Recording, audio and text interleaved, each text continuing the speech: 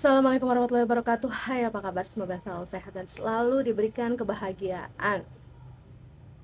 Amin. Di videoku kali ini datang dari sebuah desa kecil di Missouri, Amerika Serikat, di mana kasusnya ini sempat viral, yaitu ada seseorang remaja yang tega menghilangkan nyawa bocah berumur 9 tahun. Gimana kisah lengkapnya? Kita langsung aja ke ceritanya. Pada tahun 2009, seorang perempuan bernama Patricia Price, yaitu seorang ibu yang memiliki 3 orang anak, bernama Anthony, Stephanie, dan juga Elizabeth Alton. Patricia harus membesarkan anak-anaknya seorang diri karena sang suami bernama Dale Alton sedang berada di dalam jeruji besi karena terjerat kasus penyalahgunaan narkoba. Patricia dan ketiga anaknya tinggal di rumah yang daerahnya dikelilingi oleh hutan yang lebat dan rumah lainnya yaitu rumah tetangganya berjarak itu cukup jauh ya, yaitu beberapa ratus meter. Namun walaupun begitu, hubungan tetangga dan juga Patricia terbilang cukup baik. Ketiga anak-anak Patricia sering bermain dengan anak-anak tetangganya. Begitupun dengan Elizabeth Alton yang pada saat itu usianya 9 tahun. Ia dikenal memiliki sifat periang, baik hati, dan suka sekali dengan warna merah muda. Elizabeth yang pada saat itu takut ketika malam menjelang karena kondisi rumah mereka yang gelap dan berada di sekitaran hutan. Ketika malam pun tiba, di daerah rumah Elizabeth itu akan sangat sepi dan juga sunyi. Pada hari Rabu di tanggal 21 Oktober 2009, Elizabeth pulang dari sekolahnya. Di rumahnya, ia kemudian lanjut untuk latihan dialog dan gerakan untuk acara pertunjukan drama di sekolahnya. Dan saat bersamaan, sang ibu sedang sibuk di dapur dan memasak untuk makan malam. Sekitar jam 5 sore, dan saat bersamaan juga, tiba-tiba datang temannya Elizabeth bernama Emma. Seorang gadis kecil berusia 6 tahun, ia adalah anak tetangganya. Emma dan juga Elizabeth sering bermain bersama dan mereka berdua ini merupakan teman yang cukup dekat. Elizabeth sering nih berkunjung ke rumah Emma yang rumahnya nggak jauh, paling hanya beberapa ratus meter aja atau 4 blok dari rumahnya. Dan Emma datang untuk meminta Elizabeth main ke rumahnya. Dan mereka meminta izin kepada sang ibu yaitu Patricia. Dan pada saat itu sebenarnya ya, Patricia sempat melarang Elizabeth untuk keluar karena udah sore juga kan. Sebentar lagi juga gelap dan makan malam juga akan siap. Tapi karena Elizabeth dan Emma memohon dan juga merengek, Patricia akhirnya memberikan izin dengan syarat kau harus balik ke rumah tepat jam 6 sore. Teng, gak lewat dan gak lebih. Sama aja sih, gak lewat gak lebih. Elizabeth pun menyetujui dan mereka pun pergi bermain ke rumahnya Emma. Mainlah tuh ya mereka. Dan tanpa sadar waktu menunjukkan jam 6 sore, namun nih Elizabeth belum juga pulang ke rumahnya. Sementara itu Patricia, ibunya Elizabeth menunggu di rumah. Mungkin Elizabeth dalam perjalanan pulang, pikirnya. Tapi setelah ditunggu-tunggu dan hari pun semakin gelap, Elizabeth pun belum juga balik. Perasaan khawatir pun muncul karena nggak biasanya Elizabeth begini, apalagi dia tahu kan anaknya ini takut sekali dengan kegelapan. Dengan kekhawatiran Patricia, ia coba nih telepon anaknya, Elizabeth. Sayangnya nggak ada jawaban dari ponselnya Elizabeth sama sekali. Nggak putus sampai di situ, Patricia menelpon ke rumahnya Emma untuk menanyakan Elizabeth. Telepon itu diangkat dan oleh neneknya Emma bernama Karen. Karen menjawab bahwa nggak ada Elizabeth di rumahnya. Mendengar hal itu, Patricia pun semakin panik dan semakin cemas karena hari semakin gelap. Patricia merasa ada yang tidak beres karena ia tahu nih kalau Elizabeth itu sangat takut dengan kegelapan. Patricia akhirnya menelpon polisi. 15 menit kemudian beberapa petugas pun datang ke rumah Patricia dan polisi pun melakukan penyisiran jalan dari rumah Patricia ke rumahnya Emma. Polisi pun sampai di rumah Emma. Gadis kecil itu pun berkata bahwa saat bermain bersama Elizabeth, Elizabeth ini sempat terjatuh dan tertusuk duri. Dan Elizabeth pun pulang sambil menangis sendirian. Mendengar hal ini, petugas meminta bantuan tambahan kepada petugas kebakaran dan petugas lainnya untuk membantu menemukan Elizabeth. Pada jam 10 malam, ada ratusan orang terdiri dari petugas kebakaran, kepolisian, dan juga relawan berkumpul untuk membantu mencari Elizabeth bersama-sama. Di tempat lain, polisi juga memperketat jalur keluar masuk di perbatasan karena hal ini dilakukan kemungkinan seseorang telah menculik Elizabeth dan membawanya pergi dari tempat tersebut. Keesokan harinya, pada 22 Oktober 2009, Elizabeth tak kunjung juga ditemukan. Patricia memberikan informasi kepada petugas bahwa sang anak keluar rumah. Ia juga membawa ponsel pribadinya. Polisi juga meminta data dari perusahaan telekomunikasi terkait titik lokasi GPS terakhir ponsel Elizabeth. Dan data sinyal menunjukkan bahwa titik terakhir berada di dalam hutan dekat rumahnya Patricia. Para petugas pun memfokuskan pencarian mereka di area hutan tersebut. Nggak main-main, pihak berwenang mengerahkan helikopter untuk membantu pencarian. Ada juga anjing pelacak dan juga tim penyelam untuk menelurusi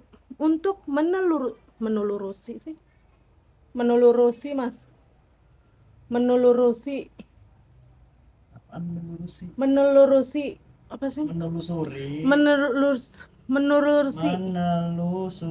Menelusuri. Oke. Anjing pelacak dan tim penyelam untuk menelusuri sungai yang ada di sana. Poster-poster pun dibagikan oleh keluarga dan relawan untuk mencari keberadaan Elizabeth. Seketika pencarian pun menjadi pencarian besar-besaran karena lebih dari 300 orang relawan dalam membantu pencarian Elizabeth. Hari pun menjelang sore dan petugas pun berpacu dengan waktu. Mereka mencari petunjuk lagi dengan kembali ke rumahnya Emma. Dan di sana mereka menanyakan lagi kepada Emma apa yang sebenarnya terjadi. Emma pun berkata lagi, pada saat Elizabeth jatuh dan menangis, Emma memanggil sang kakak, yaitu Alice. Alice, tolong kemari, bantu kami, ucap gadis kecil tersebut. Ia bernama Alisa, berumur 15 tahun, yaitu kakak kandungnya Emma. Sementara di sisi lain relawan merasa curiga saat melihat lubang berbentuk kotak di tengah hutan. Namun setelah dilakukan penelitian beberapa jam, petugas tidak menemukan apapun di sana. Petugas ini kan berpencar ya. Petugas lainnya yang berada di rumah Emma pun mengajak Alisa ke lokasi lubang tersebut. Dan sesampainya di sana, petugas langsung menanyakan lubang ini kepada Alisa. Kamu tahu nggak ini lubang apa? Kata petugas ya. Dan Alisa tuh berkata, lubang itu aku yang menggalinya. Tidak ada apapun di sana, aku menggali lubang itu karena aku memang senang menggali sesuatu. Aku mempersiapkan lubang itu jika suatu hari nanti aku menemukan hewan yang sudah mati, maka aku akan menguburnya di sana. Itu katanya. Aneh kan? Sama seperti para petugas ini juga merasa aneh sama pernyataan Alisa. Karena kalau emang Alisa melakukan itu hanya untuk bersenang-senang, tentu saja itu menjadi hobi yang sangat aneh dan juga hobi di luar kebiasaan manusia normal. Kalau diperhatikan lebih jauh lagi ke lubang yang dibuat Alisa, lubang itu berukuran yang cocok untuk gadis seusia Elizabeth. Petugas pun mulai merasa janggal dan kembali ke rumah Emma dan menggeledah rumah tersebut. Secara keseluruhan, ruangan tersebut terlihat normal dan biasa-biasa aja. Namun ketika petugas masuk ke kamar Alisa, petugas pun kaget karena kamar Alisa sangat pengap, berantakan, dan juga banyak coretan di tembok dan sangat kotor macam gudang. Coretan-coretan itu berasal dari pulpen, tapi ada beberapa coretan yang berasal dari darah. Dari darah, coba. Di sudut lain, polisi membaca coretan berisi tulisan. Tulisannya kayak gini. Aku menyayat atau memotong agar bisa fokus ketika pikiranku kacau. Aku menyayat agar aku bisa merasakan apa yang ada di dalam diriku. Aku menyayat untuk melihat darahku karena aku menyukai hal itu. Aku sebenarnya tidak suka menyayat, tapi aku tidak bisa melawan perasaan itu. Di samping tulisan tersebut ada gambar abstrak siluet manusia dengan tulisan nama Emma.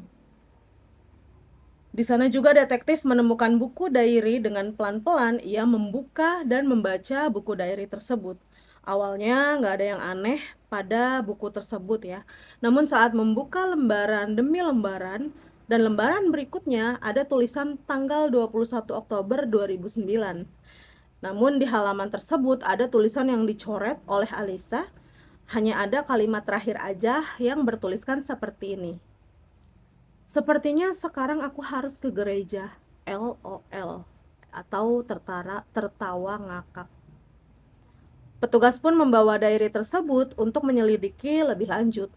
Selang 2 hari kemudian, yaitu hari Jumat pada tanggal 23 Oktober 2009, petugas meminta Alisa ke kantor polisi untuk dimintai keterangan. Di ruang interogasi tersebut, remaja itu ditemani sang nenek yaitu Karen dan juga petugas dari Lembaga Perlindungan Anak, dan juga ada sersan detektif bernama Sersan David Rice. Mulai bertanya hal-hal yang ringan seperti apa yang biasa ia lakukan, apa yang ia sukain, apa juga nih hobinya Alisa. Beberapa kali mereka juga tertawa di ruangan tersebut melihat atau menandakan bahwa Alisa cukup enjoy ya dengan interogasi tersebut. Namun pelan-pelan Sersan David mulai menginterogasi dengan kebiasaan aneh yang dilakukan Alisa yang suka buat lubang.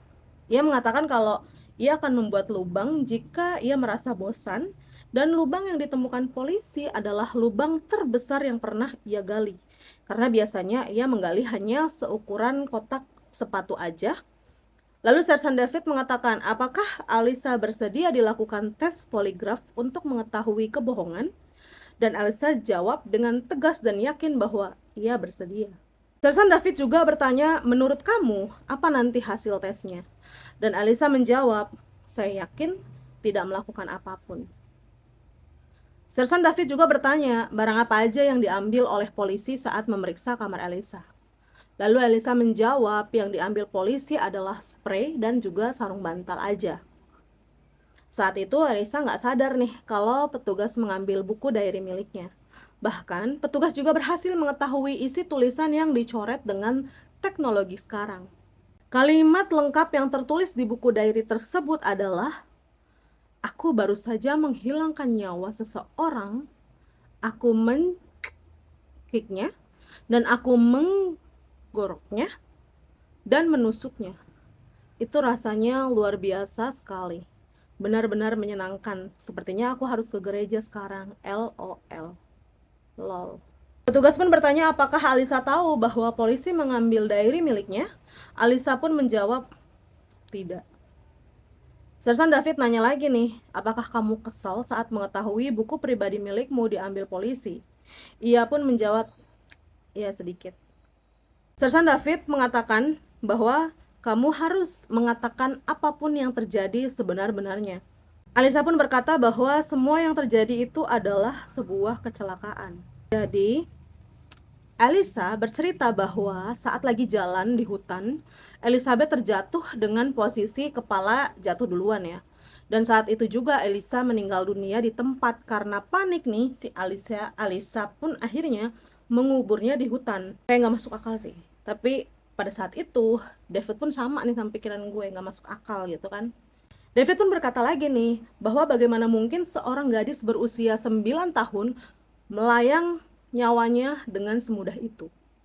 David juga berkata bahwa proses otopsi bisa menjelaskan penyebab pasti hilangnya nyawa seseorang.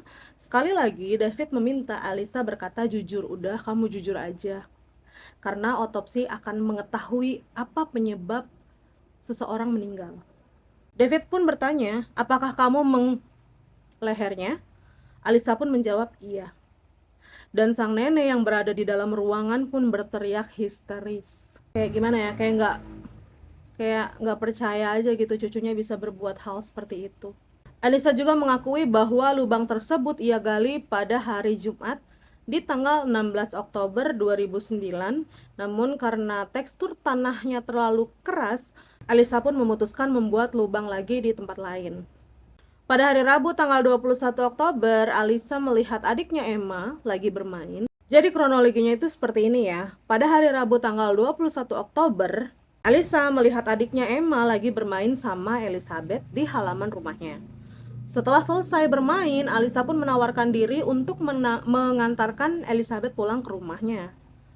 Elizabeth tidak menyadari nih bahwa Elisa sebenarnya membawa senjata sajam ya, yang ia sembunyikan di balik bajunya.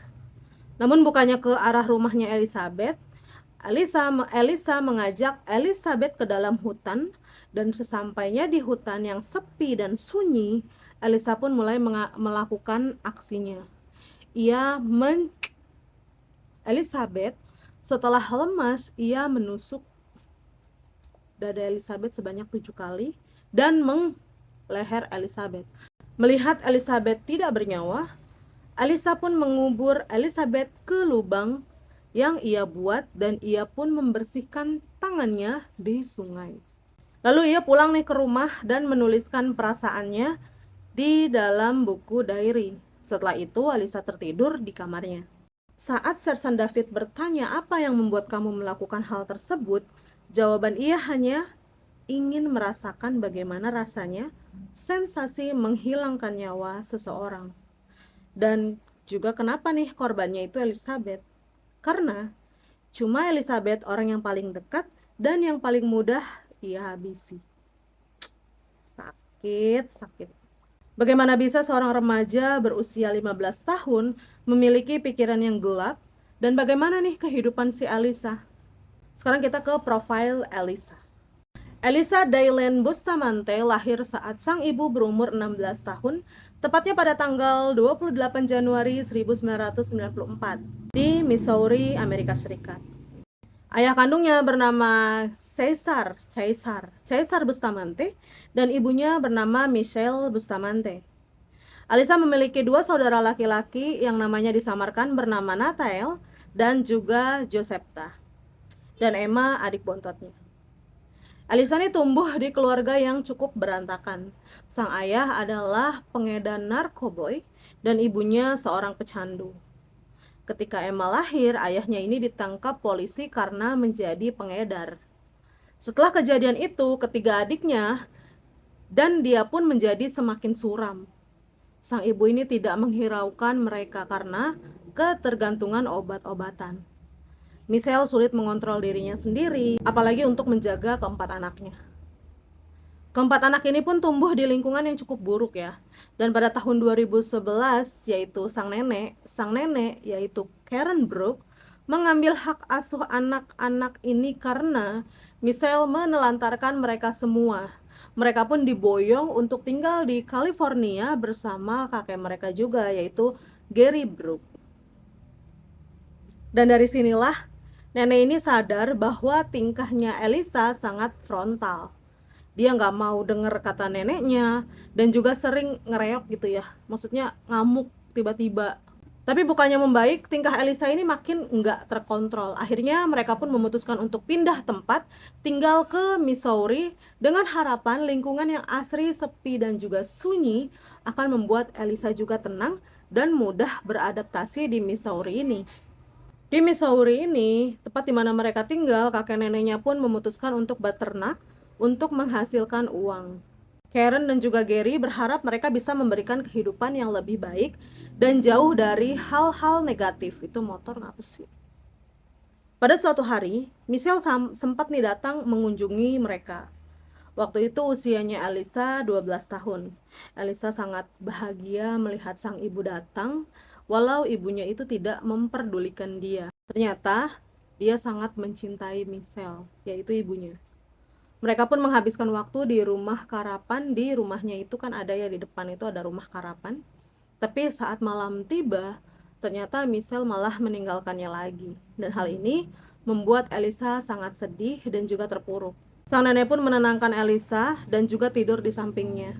Beberapa hari kemudian, Elisa mencoba melakukan bundir dengan meminum banyak obat penghilang rasa sakit. Ia pun segera dibawa ke rumah sakit, dan alhamdulillahnya nyawa Elisa bisa diselamatkan. Semenjak kejadian itu, Elisa berubah.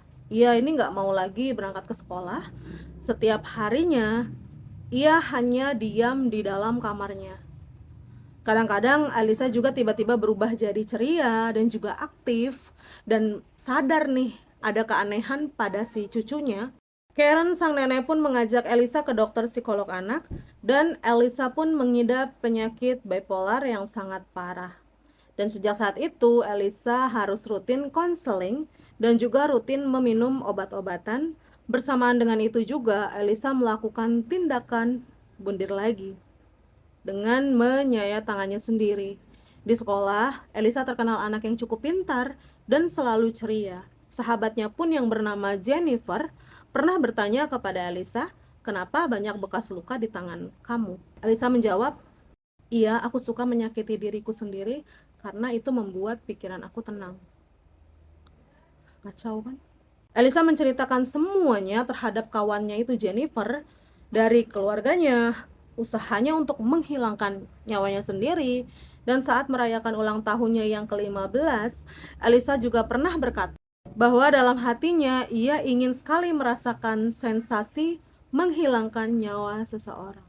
Jennifer pun mengatakan nih untuk memikirkan akibatnya lah, bahaya, kau nanti bisa masuk penjara. Pikir-pikir lagi lah kalau mau berbuat yang sekonyol itu. Setelah diinterogasi yang cukup lama, Sersan David meminta Elisa untuk menunjukkan di mana tubuh Elizabeth berada. Didampingi dengan lembaga perlindungan anak untuk memastikan bahwa hak remaja tersebut tidak dilanggar oleh pihak kepolisian. Di perjalanan, petugas merekam semua percakapan mereka dan juga sesampainya di TKP, Elisa berjalan dan ia pun menunjukkan gundukan tanah. Bahkan hanya digali beberapa senti saja, tubuh Elisa pun ditemukan pada tanggal 23 Oktober di jam 2 siang. Dan pada 28 Oktober 2009, Elizabeth pun dimakamkan di Hawthorne Memorial Gardens. Prosesi tersebut didominasi dengan warna merah muda, yaitu warna favorit Elizabeth. Sang ayah, yaitu Dale Alton, yang sudah keluar dari penjara pun diwawancara. Ia mengungkapkan kesedihannya, ia menangis dan juga menyesali saat sang anak membutuhkannya, ia tidak berada di sampingnya. Setelah melakukan persidangan yang cukup panjang dengan bukti dan pengakuan Elisa, pada 8 Februari 2012, Elisa Bustamante dijatuhi hukuman seumur hidup dengan kemungkinan banding setelah menjalani 35 tahun masa hukumannya. Selama persidangan berlangsung, Elisa tidak terlihat mengeluarkan emosi apapun, jadi mukanya tuh datar aja. Namun saat keputusan dibacakan hakim, nenek dan kakeknya keluar dari ruangan. Momen itulah Elisa meneteskan air mata. Tapi kakek dan neneknya ini juga secara rutin mengunjungi Elisa di penjara agar Elisa tidak melakukan bundir di dalam penjara. Itu dia videonya, ceritanya, kisahnya. Miris sih kalau kataku tuh itu miris banget karena ini remaja, korbannya juga anak-anak gitu. Jadi masa depannya sama-sama, tapi ya begitulah. Oke, terima kasih udah nonton, terima kasih udah klik video ini, semoga bermanfaat. Aku undur diri. Assalamualaikum warahmatullahi wabarakatuh. Nah.